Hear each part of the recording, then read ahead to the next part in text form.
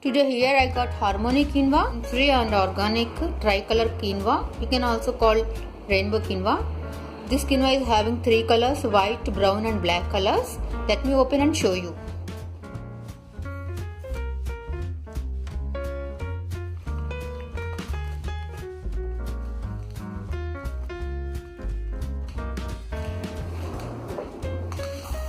So here I am using 1 cup of quinoa for today's recipes.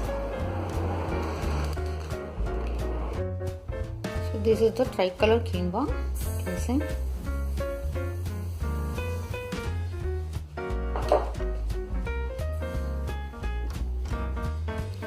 So now I am going to wash it and clean it, and I am going to cook this quinoa. I will see you after once if I cook this quinoa.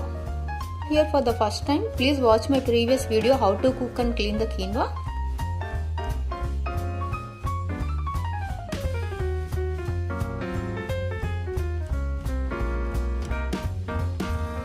Come to here, that way you can understand very easily.